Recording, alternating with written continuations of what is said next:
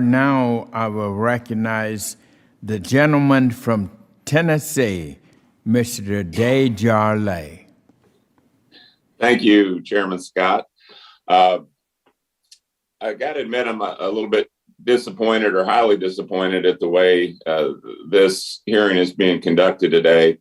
The House Agriculture Committee has a long-standing tradition of prioritizing input from America's farmers, ranchers, forest landowners, rural communities, et cetera, when crafting legislation impacting their livelihoods. This committee also has a long track record of bipartisanship, with members collaborating across the aisle. Historically, legislation coming out of this committee included both Republican and Democrat priorities that were fine-tuned over thoughtful legislative process. While I may not have always agreed with the priorities of my colleagues across the aisle, I appreciated the sanctity of the process.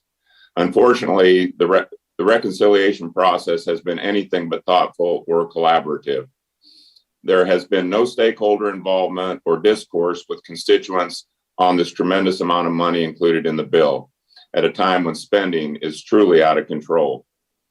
The bill's price tag currently was $66 billion, and we just heard from you, Mr. Chairman, in your remarks that at some point in the future, Democrats will be jamming another $28 billion into the bill behind closed doors.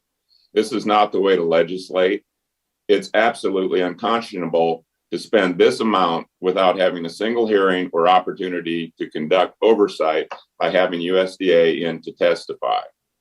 In fact, Republicans received this bill's text less than 24 hours in advance of this markup, and we still have no idea what the tax implications are going to look like because Ways and Means won't release the remainder of their bill until next week. This has been a horribly rushed process that lacks any sort of transparency. And this is my 11th year on this committee, as some of my other colleagues who've already spoken, and 8 of those were in the majority. I don't ever recall a hearing process like the one we had in February or the one we're having today, where we're going to spend untold hours on really a cake that's already been baked. We're going to go through the motions. We're going to offer some thoughtful amendments. And I am encouraged to hear the ranking member of the Forestry Committee, Ms. Spanberger, even acknowledge that this process is rushed, it's not complete, it's not ready.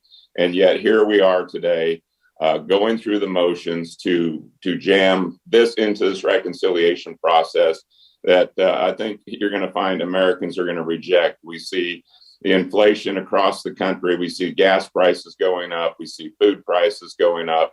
And we've just spent an incredible amount of money combating COVID.